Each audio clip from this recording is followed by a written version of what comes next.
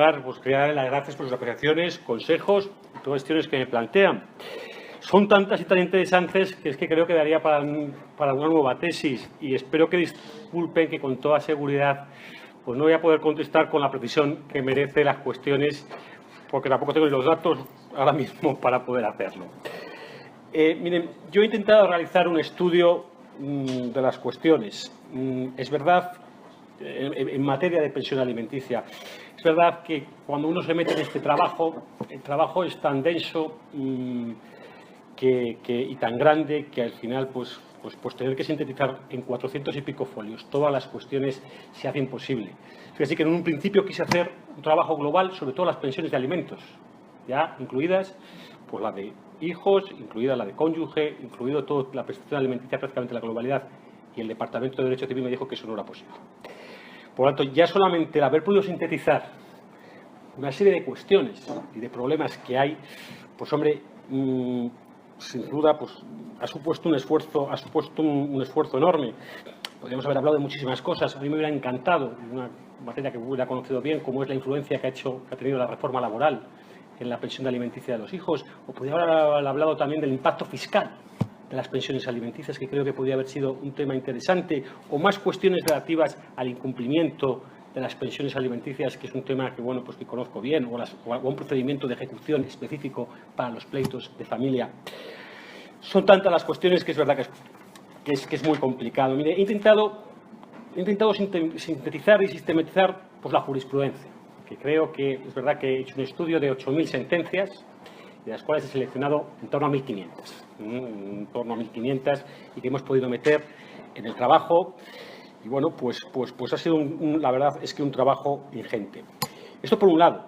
Y por otro lado, he intentado plantear y resolver una serie de problemas que me encuentro en el día a día que me plantean los clientes. Yo es verdad que muchísimas observaciones que me han hecho, de verdad, me parecen interesantísimas, pero me gustaría que esto lo oyeran los jueces. Se lo digo de verdad porque muchas veces tenemos que ver determinadas resoluciones como parece que muchas veces están absolutamente alejados de la realidad y de los problemas que estamos planteando aquí. Creo que sería tremendamente interesante. Miren, a mí se me pone un problema, sobre todo quiero hacer, y además he querido hacer un homenaje a los clientes, a la figura del cliente, que es una persona que se te presenta en el despacho y tiene problemas. Y viene a que se los resuelvas. Y claro, es verdad que me encuentro con situaciones tremendas cuando, pues, con unos medios económicos limitados, una familia se rompe. Y no quiero hablar de criterios de culpabilidad, por favor. Creo que la culpabilidad es de todas las partes. Es cuando una familia se rompe y se paga una sola hipoteca, un recibo de luz, uno de agua, con enorme sacrificio y esfuerzo. Y ahora, como consecuencia de la ruptura, estos gastos se multiplican por 2. Es decir, el milagro de los peces y de los panes se hizo una vez en la historia de la humanidad y no se puede hacer. Y muchas veces, quizás voy a hacer la primera contestación a la cuestión que me plantea la señora Pous de la Flor. Me dice, no entiende bien cómo puedo valorar económicamente el uso del domicilio familiar. Es que, claro, tenemos que hacer una valoración, y yo creo que muchas veces la gente o los clientes entenderían las sentencias. Es verdad que cuando uno está defendiendo a la persona que ostenta la custodia o que le dan el uso del domicilio familiar, es incapaz de entender que le den una pensión pues más pequeña económicamente. ¿Por qué? Porque te han atribuido el uso del domicilio familiar, y el uso del domicilio familiar supone un ahorro. Supone un ahorro de no tener que pagar un alquiler. Supone un gasto para la otra parte que, además de tener que pagar el 50% de esa hipoteca de no usar la vivienda, tiene que alquilarse otra casa. Entonces, estas son cuestiones que me plantean mis clientes y claro, son cuestiones a veces inasumibles. Tienes que ver a una persona como, pues con un sueldo medio, tiene que hacer frente a las pensiones de sus hijos, pero a su vez a la mitad de las cargas matrimoniales o cargas de la sociedad de gananciales. Y todo esto, además, metámoslo en el cóctel, el sufrimiento de los hijos por medio. Los problemas también de la limitación que esto también produce a las futuras expectativas de los hijos. Evidentemente, cuando una familia vive uno, insisto, tiene unos gastos. Ahora los gastos se multiplican por 2. Y obviamente esto va a repercutir de una manera u otra en los hijos. Mire, los problemas que nos encontramos con la falta de especialización. Yo creo que muchos de los problemas que nos tenemos en la práctica y que podríamos atender a nuestros clientes, pues es la cuestión del lento funcionamiento que tiene la justicia. Y miren, sé que hay una cuestión que me han incidido prácticamente todas ustedes, y es el cuestión famoso de la atención. Digo famoso porque me han insistido muchísimo, es la atención al problema de la retroactividad de la pensión alimenticia a la fecha de la interposición de la demanda. Mire, yo no estoy en contra de la retroactividad de la pensión alimenticia a la fecha de la demanda, ni muchísimo menos. Es más, yo creo que una ruptura familiar no puede suponer en ningún caso que el padre o la madre se vayan de casa y dejen a los hijos en situación de inanición y no pague nada. No, no. Aunque se vaya y aunque no haya una resolución judicial, deben pagar y deben sostener los gastos de sus hijos. Es decir, no solamente desde el momento de la demanda, sino desde un momento anterior, aunque no esté fijado judicialmente. El problema que yo estoy planteando es un problema concreto y que tiene que ver quizás con un factor externo. Es el factor del pésimo funcionamiento de los tribunales de justicia. Yo me he encontrado con un cliente que no tenía una buena retribución, que tenía un milurista y que, claro, él había pagado pues lo que él consideraba justo. Claro, el concepto de justicia es muy extraño, ¿no? Y le daba todos los meses 200 euros a su hijo. Llegó un juez, claro, el procedimiento se retrasó, llegó el emplazamiento, no emplazaban la demanda, tardaron 9 meses en dictar el auto de medidas provisionales. ¿Qué pasó? Que le dictaron un auto en el que le imponía pagar 400 euros. Evidentemente es un juez, se puede equivocar o no se puede equivocar, recurremos la resolución, pero la recurremos en la pieza principal, porque el auto de medidas provisionales no tiene recurso. ¿Qué nos pasó? Que tenía y que adeudaba casi 2.000 o 3.000 euros de la diferencia de las pensiones que no había pagado. Es decir, él le daba 200 euros a su hijo desde que se separó, pero a la fecha de la interposición de la demanda le dijeron, no, yo le pongo 400 y desde la fecha de interposición de la demanda, es decir, un año y pico antes, usted tiene que pagar estos 400 euros. Por tanto, como solo ha ido pagando 200 euros, tiene que pagar la diferencia. ¿Qué pasa? Que él tiene un sueldo muy básico, tiene un sueldo en el cual no puede hacer frente a las pensiones futuras, porque claro, tiene que seguir pagando 400 euros todos los meses y los atrasos al que se le han condenado en el auto de medidas provisionales. Esto es a lo que me refiero. Por supuesto que yo defiendo, ¿no?, la retroactividad al momento de la demanda. Si me lo permiten, al hijo hay que mantenerlo con independencia de los conflictos de los padres. Diciendo estas cosas, quiero un poco, a ver si puedo contestar algunas cuestiones, insisto que son grandísimas.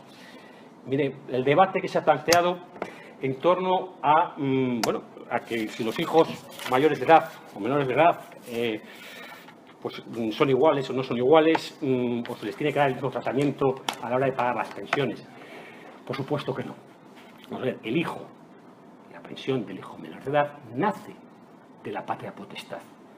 Por tanto, hay una protección absoluta en esa pensión de alimentos y evidentemente al hijo, sea un mal hijo, sea un, si me lo permiten, un vago, hay que pagarle los alimentos al hijo. Evidentemente la cuestión que se plantea, y para mí es la más controvertida, es cuando el hijo cumple los 18 años. Yo lo que digo es, óigame, por el hecho de cumplir los 18 años, y es verdad que ya no hay patria potestad y por tanto ya no existe esa legitimación que existe en los hijos menores de edad, lo que digo, hombre, no podemos automatizar. Es decir, no podemos decir, pues ahora ya no te pago la pensión de alimentos. Lo que yo digo, vamos a ver, sí, a los hijos mayores de edad hay que mantenerlos y hay que intentar que tengan, dentro de lo que cabe, el nivel de vida apropiado. Yo creo que el hecho de tener 18 o 17 años en sí mismo no cambia, ¿no? Las necesidades siguen siendo las mismas. Y yo en ese tema sí que quiero ser enormemente exigente. Por supuesto, hay que intentar mantenerlos en la medida de las posibilidades. Pero evidentemente creo que sí que he insistido muchísimo en que los hijos deben cumplir con sus obligaciones y que si evidentemente no estudian o no trabajan, evidentemente soy partidario de llegar inclusive a extinguir las pensiones de alimentos. Creo que este país, y me han dicho, se ha centrado usted mucho en la cuestión de la crisis económica. Discúlpeme, pero es que la crisis económica se lo ha llevado todo en este país. Cuando uno trabaja con clientes y cuando trabaja con particulares y ve cómo está sufriendo la gente en este país, cómo está sufriendo que gente que tenía una posición económica ahora ya no la tiene, evidentemente nos encontramos con estos problemas. Y lógicamente creo y soy un convencido de que a los hijos hay que quererlos muchos, a los hijos hay que intentar darles todo lo que uno se pueda, evidentemente, por supuesto que hasta un cierto límite, hasta que la capacidad del padre pueda llegar. pero les insisto mucho en que, evidentemente, no es que sean, son absolutamente diferentes y que creo, insisto, que la gran diferencia está en que al hijo mayor de edad hay que exigirle y que tiene que cumplir con sus obligaciones, por supuesto, y faltaría más, lo cual en ocasiones eso no lo podemos hacer con el hijo menor de edad. Y estoy completamente, y coincido con la señora Pous de la Flor, en que aquí lo que hay que recuperar muchas veces son los valores de la familia y el valor y el culto del esfuerzo, que creo que en buena parte de esta sociedad ha desaparecido. Mire, quiero plantear otra cuestión que me ha planteado la señora, doctora, la costumbre de los tribunales, la doctora Pous de la Flor. Sí, es verdad, los abogados nos pasamos años reclamando el sistema de tablas, nos hemos pasado años. Y cuando y vemos, y de verdad que creo que ahí sí que han hecho un enorme esfuerzo los jueces y los magistrados, creo que hay que ser justo, creo que hay que ser justo con los jueces y los magistrados. Pero cuando uno ve las tablas y ve la cantidad de fórmulas matemáticas y la cantidad de supuestos que están excluidos de esas tablas, al final, claro, eso sirve para los supuestos más concretos, más del día a día, los que probablemente vamos a resolver llegando a un acuerdo. Si evidentemente una persona tiene una hipoteca, tiene una casa y te ganan 1.000 euros cada uno, por la pensión de alimentos podremos discrepar 50 euros más abajo. Pero fíjese, cuando hay sociedades mercantiles de por medio, que no tenemos claro qué es lo que cobran exactamente, cuando tenemos la sospecha de que hay ingresos en B, esto es una cuestión que realmente las tablas en ningún caso las pueden resolver. En fin, yo no sé si verdaderamente algunas de las cuestiones se me han olvidado y me gustaría haber resuelto alguna cuestión más, no sé, de verdad que ya con tantas cuestiones que me han planteado he intentado resolver a todo lo que he podido. Me gustaría terminar diciendo que cuando entré en esta facultad por primera vez tuve un sueño y tuve la suerte de cumplirlo. Este sueño se produjo cuando entré hace más de 25 años y fue cumplir la profesión, el poder ejercer la profesión más apasionante del mundo, que para mí ha sido la abogacía. A ella le debo buena parte de lo que tengo y buena parte de lo que soy. Hoy me gustaría cumplir otro sueño, es la de ser doctor, para seguir mejorando su trabajo, que estoy seguro que tengo que seguir mejorando y que me encantaría colaborar o tener su colaboración, si algún día lo publico, que ustedes, por supuesto, me aporten sus aportaciones, para seguir aprendiendo y, si lo consideran oportuno, para que yo pueda aportar desde mi experiencia algo al mundo de la enseñanza que me apasiona. Muchas gracias por todo y muchas gracias por escucharme.